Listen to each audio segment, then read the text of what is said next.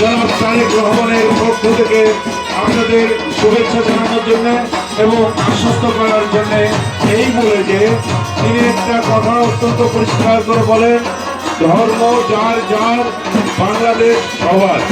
আমরা এই সবাই মিলে কাঁধে কাঁধ মিলে হাতে হাত ধরে সবাই মিলে এই বাংলাদেশকে গড়ে তুলতে চাই। তিনি সেই শুধু লন্ডনে বসে বাংলাদেশে যে দীর্ঘ 15 বছর ধরে আন্দোলন সংগ্রাম করেছেন এবং বলেছেন বিএনপি ক্ষমতায় গেলে কি ধরনের রাষ্ট্র কাঠামো নির্মাণ করবেন এবং দেশ পরিচালনা করবেন, সেই বিষয়টি তিনি বলে দিয়েছেন যে বিএনপি আগামী নির্বাচন আসলে সেই নির্বাচনে আমাদের জনগণ ভোট দিয়ে যাকে ক্ষমতায় নিয়ে আসবে, সেই ক্ষমতা হবে নিরঙ্কুশ জনগণের ক্ষমতা। ক্ষমতার মধ্যে এক ব্যক্তি যাতে কোনো অবস্থাতে দুইবারের বেশি প্রধানমন্ত্রী না হতে পারে, আর ক্ষমতার ভারসাম্য থাকবে প্রেসিডেন্ট এবং প্রধানমন্ত্রীর মধ্যে।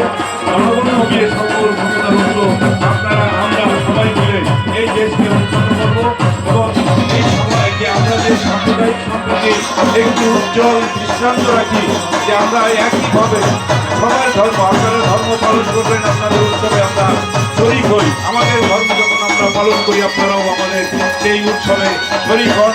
এই যে একটা সাম্প্রদায়িক সম্প্রীতি আমরা বজায় রেখে চলতে পারি, এটাই আপনাদের কাছে আমাদের মেসেজটা পৌঁছে দাও, আমাদের তারেক রহমান সাহেবের মেসেজ পৌঁছে দাও।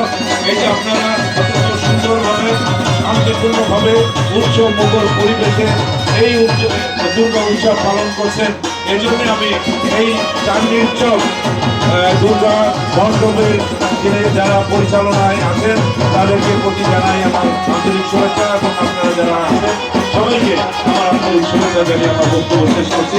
সবাই ভালো থাকবেন।